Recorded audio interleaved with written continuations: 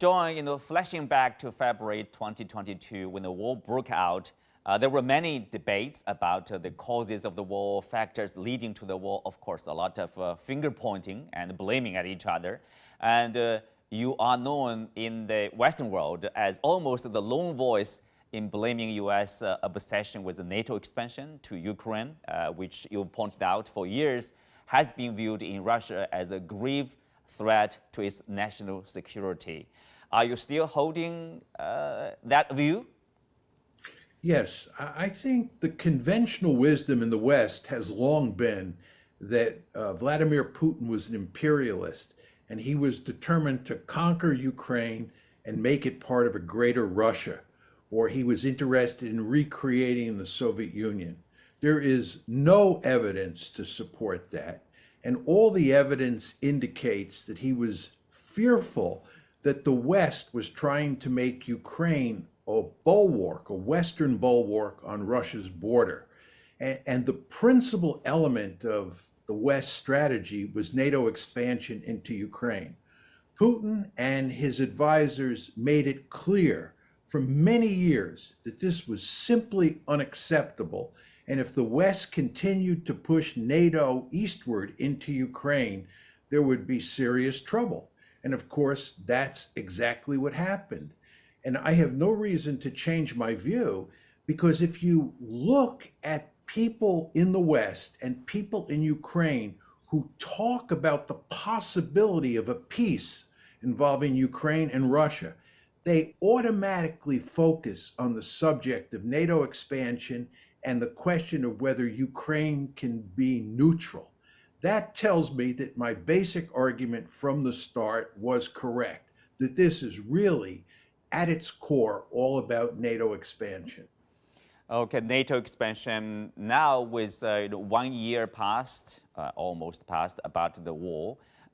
So do you see a possibility still there for Ukraine, membership for Ukraine? I think it's extremely unlikely.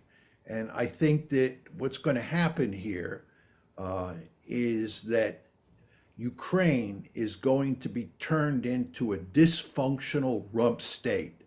And by that, I mean it's going to lose a big chunk of territory in its east. And furthermore, its economy is going to be wrecked. The Russians are in the process of trying to destroy Ukraine so that the remnant state that's left is so weak that it either cannot join NATO, or if it does join NATO, it's more of a problem for the alliance than it is an asset. What about the continuity or continuation of military support from Washington, from Brussels, of tanks or even probably fighter jet later on? And do you see any signs of fatigue, either on European countries or on the US side? I think that the West will continue to support the Ukrainians as much as possible. The West is deeply committed to this war. The view in the West is that the United States and its allies cannot afford to lose. So I think we will continue to give the Ukrainians as much military aid as we can. The problem that the West faces and the Ukrainians face is that what they really need is artillery. This is a war of attrition, and the key military system, or the key weapon that matters in a war of attrition, is artillery. And the Russians have a huge advantage in artillery. Some people estimate that the Russians have 6-to-1 or 7-to-1 more artillery tubes than the Ukrainians have. And the problem the West has, it doesn't have the artillery tubes and the artillery shells to give to the Ukrainians. This is why we're giving the Ukrainians armored vehicles like tanks and infantry fighting vehicles, because we don't have the artillery to give them. But the problem is that tanks are not a good substitute for artillery, and we're not giving the Ukrainians that many tanks.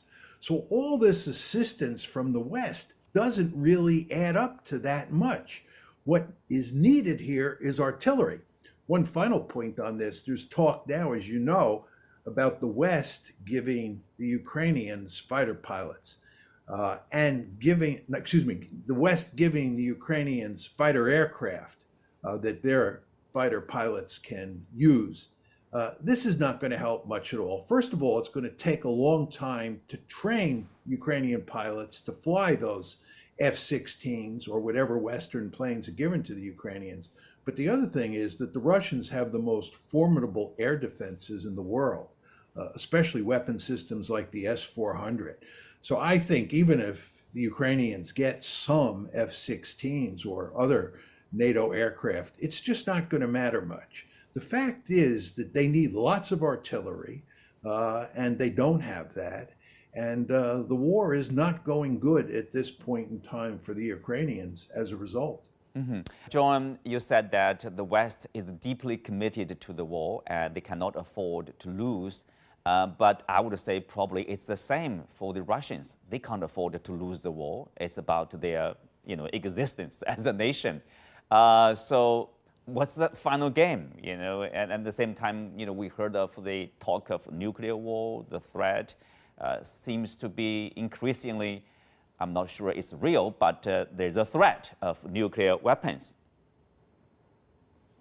Well, I think there's no question that both the Russians and the West are deeply committed to winning this war. But I think that the Russians are more deeply committed. I think for the Russians, victory is more important than it is for the West. From a Russian point of view, what's happening in Ukraine is clearly an existential threat. They view it as a threat to their survival, and they have every intention of making sure that they do not lose, and indeed that they win this war. So you have here two sides that are deeply committed to winning, and the Russians are more deeply committed than are the Americans. What this tells you is, number one, that it's hard to see how you can have any sort of diplomatic settlement to this war because both sides want to win, and it's impossible for both sides to win. This is why most people think this war is going to go on for a long time. Second, there is a possibility that the West and the Ukrainians will succeed in winning on the battlefield in Ukraine and pushing the Russians back. And it will then appear to the Russians like they are about to lose the war. In that instance, there is a non-trivial chance that the Russians will use nuclear weapons to rescue the situation.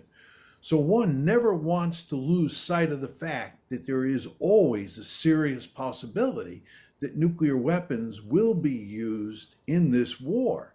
And it is most likely that they will be used if the Russians are losing.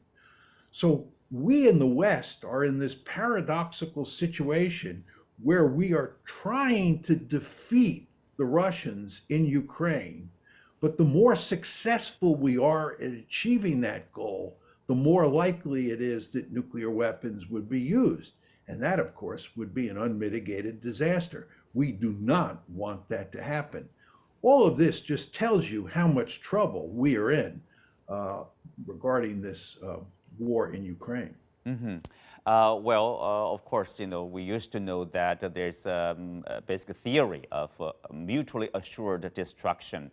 If one party uses these nuclear weapons, the other party could do the same, and then that's destruction for both sides. Is that still, working as a deterrent against either side? Somewhat. But you want to understand that there are two different scenarios where nuclear weapons can be used. One scenario is where the Russians use nuclear weapons against NATO. And in that instance, mutual assured destruction comes into play because obviously the West has nuclear weapons, the Russians have nuclear weapons, and there is a great danger in that situation that both sides would end up destroying each other. But the more relevant scenario at this point in time is where the Russians use nuclear weapons not against the West, but they use nuclear weapons in Ukraine against Ukrainian forces. and they use those nuclear weapons in a limited fashion. The Ukrainians do not have a nuclear arsenal of their own. So the Ukrainians cannot retaliate against Russia if Russia uses nuclear weapons in Ukraine. Therefore, mutual assured destruction does not apply in that scenario. And the Russians are likely to think that they can get away with using nuclear weapons. Now, one might say if the Russians use nuclear weapons in Ukraine, the West will then retaliate with its own nuclear weapons to defend Ukraine. I do not believe that will happen. And the French president, Macron, has said that that would not happen. So in a very important way, the great danger here is that the Russians are losing on the battlefield in Ukraine, and they use nuclear weapons in Ukraine, thinking that the West will not respond with nuclear weapons, and therefore we can avoid a mad situation. Well, in any sense, we are going to see the tension, the situation continue to escalate before, we see an end scenario, either a peaceful negotiation or and whatever pressure, due to probably both sides, they are tired of fighting, then there will be a pause or stop. I'm not sure about that. You want to remember that World War I went on from 1914, from August 1914 until November 1918. And the number of people who were killed in World War I was very great. So it's not clear to me that this war will end anytime soon because the two sides get tired of fighting. Again, you want to remember that for the Russians, they believe they're facing an existential threat. And when you think you're facing an existential threat, you in effect fight to the death. And the West is furthermore deeply committed to this war. So it's hard to see the West quitting, especially since Western soldiers are not involved. If anybody is going to get battle weary and think about quitting, it's not the West, it's the Ukrainians.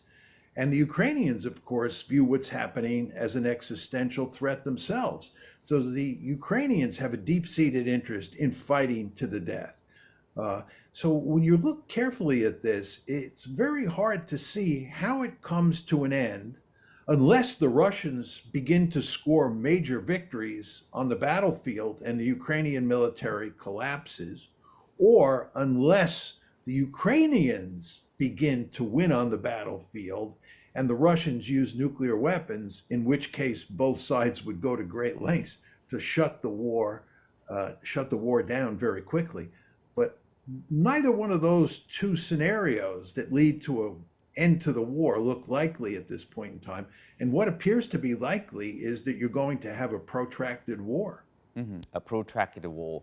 What about the effects of the war? Of course, we understand that there will be impact on the generations of the Ukrainians and the Russians, at least this generation. And of course, what about the effects on European countries? This is a war in the European continent, and the European countries are basically almost cutting their relationship with Russia. And what will the future be like? Well, I think if you look at the consequences of this war for Europe, it's a very disturbing picture.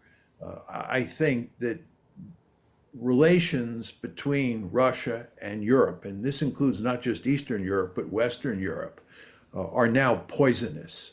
Whereas the Russians and the Germans had had very good relations for decades, Russian-German relations are terrible. And there's no evidence that relations between Russia and the West are going to improve. And in fact, the Russians are going to have an incentive to cause all sorts of problems in Europe because they view the Europeans as their enemy. And the Europeans, of course, view the Russians as their enemy. So both sides are going to have all sorts of incentives to cause the other side trouble. And this means that it's hard to see how you're going to get a stable and peaceful Europe in the foreseeable future. Now, one very important element in the equation is whether or not you get a meaningful peace to end this conflict at some point in the not too distant future. I think it's more likely that you'll end up with a frozen conflict than with a meaningful peace treaty. So I think this conflict could lead to a situation where both sides stop shooting at each other, but the situation is not peaceful at all. And in fact, it looks a lot like the Cold Peace between North Korea and South Korea.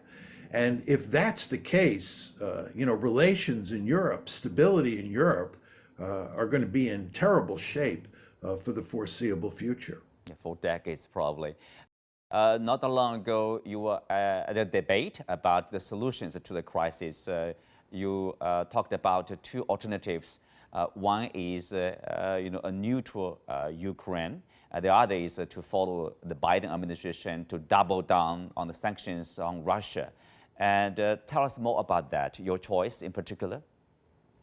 Well, I believe the only way out of this war and the only way to create any semblance of stability in Europe is for Ukraine to become a neutral state, for Ukraine to give up its aspirations to become part of the West, to give up on its aspirations to become a Western bulwark on Russia's borders. The Russians will accept nothing less. So if we want to end this conflict, we have to move to neutrality, a neutral Ukraine. But there's no evidence that's going to happen. It's unacceptable to the Americans. And instead, what the Americans and their allies are doing is they're doubling down at every turn. And this is why you see so much escalation in this conflict. The Americans are looking for ways to defeat the Russians in Ukraine and to badly damage the Russian economy. What the Americans are trying to do is they're trying to knock the Russians out of the ranks of the great powers. This, of course, is why, from Russia's point of view, what the West is doing represents an existential threat. And we do more and more every week to up the ante. And all this does is cause the Russians to do more and more to up the ante. So both sides are upping the ante more and more each week. You have this spiral mechanism at play. And in no way is this likely to lead to a neutral Ukraine, which again is the only way out of this crisis.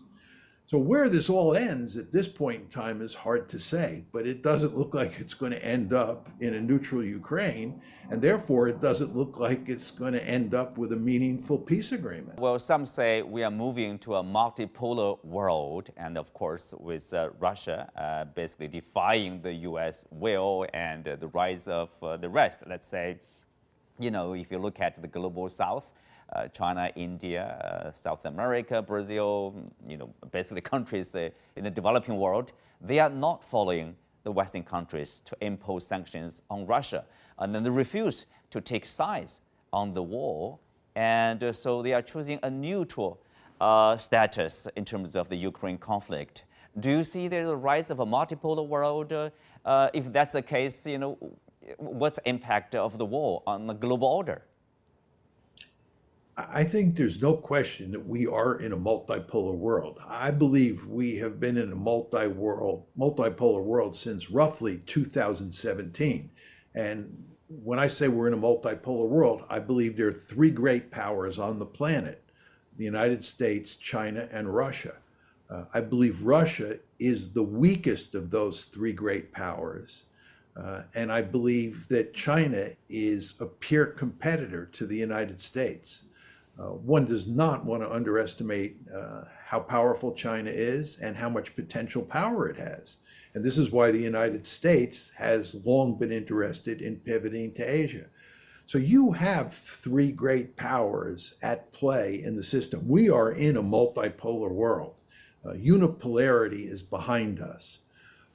Now, given the Ukraine war, what's happened here is that America's ability to win friends around the world has diminished. It's really quite remarkable. Um, there's no question that in the West, relations between the United States and its European allies and relations between the United States and Japan and South Korea have improved as a result of the Ukraine war. And the West looks more united than ever. But given what the United States is doing in Ukraine, it's quite clear that outside of the West, most countries are not sympathetic to the United States at all. And in fact, they're reasonably, if not very, hostile to the United States. I think the best example of this is India. Before the Ukraine war, it looked like India and the United States were going to join together to form a quite tight balancing coalition against China.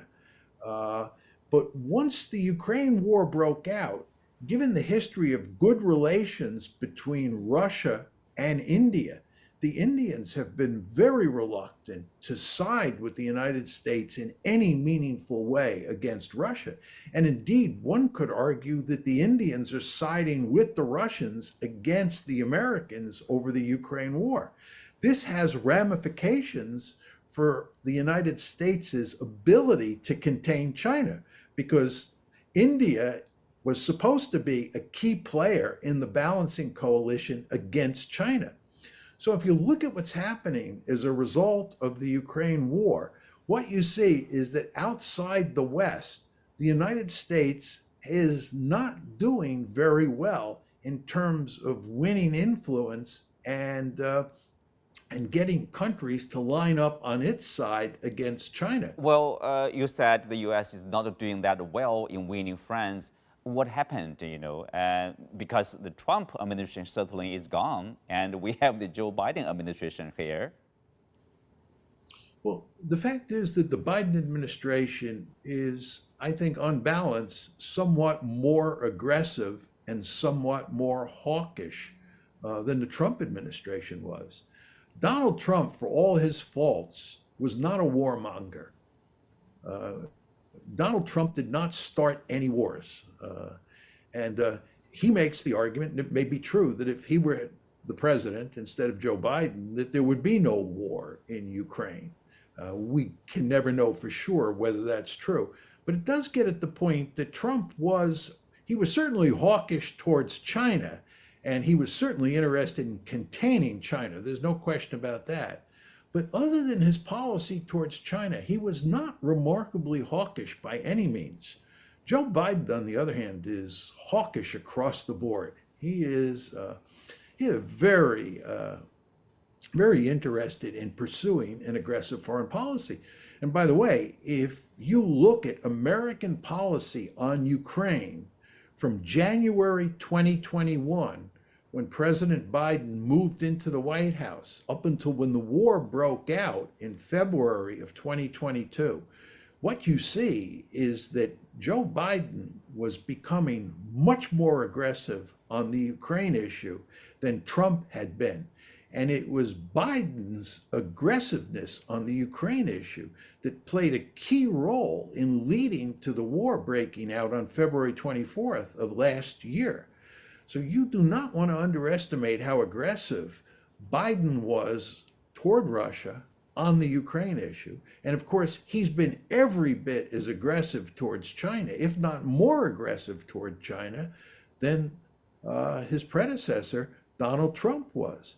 So it's just important to understand that even though Trump is gone, the United States has not become less aggressive on the foreign policy front. Mm-hmm. What about Russia, John? Russia, obviously, they are having probably less and less relationship with the European countries, which they previously enjoy a lot in terms of trade. But now they are turning to Asian countries, for example, or Africa. So in a couple of years, now they are quite weak economically because of the sanctions. What about, in 3 years' time or in 5 years' time? Are their relationship with China, India, other Asian countries going to, replace or at least fill this the empty room, left probably in their relationship with the European countries? I think that has to happen. It's hard to imagine trade relations between Russia and Europe going back to what they were before the war broke out. And that's especially true of German-Russian relations. It is possible that those relations, those trade relations, will improve somewhat in the distant future, but I think it's going to take a long time for that to happen. And in the meantime, the Russians have very powerful incentives to replace their trade relations, their lost trade relations in Europe, with increased trade relations with countries like India and countries like China and countries in places like Africa. And you see much evidence of that already happening, and I think you'll see more of it moving forward. There's a great deal of talk in the West about the fact that sanctions have failed. There's no doubt that sanctions have hurt the Russian economy somewhat, but not very much, nowhere near as much as people expected. And one of the reasons for that is that the Russians have been able to replace their trade relations or their trade with the West with trade with other countries, to include China and India. The latest news being that the U.S. bombed this Nord Stream 2 pipeline. Will that have any effect on Washington's relationship with Brussels? I don't think so. I think the key question is whether or not it will have an effect on U.S.-German relations, because Nord Stream belonged to the Germans and the Russians, not to Brussels. And the question is, what will the Germans do? It's difficult to say for sure, but my guess is that the Germans will complain somewhat. But in the end, the Germans will not complain too much, because the Germans are in good part subservient to the Americans. The Americans basically call the shots in Europe. And when you're involved in a war over Ukraine and the Germans are allied with the United States against Ukraine, and when the United States provides security for Germany, you have a situation where there are real limits to what the Germans can do in terms of complaining about the whole Nord Stream experience. So I don't think it's going to matter that much in the end. Mm-hmm. Well, on that note, we conclude today's show. Many thanks to Professor John J. Mearsheimer.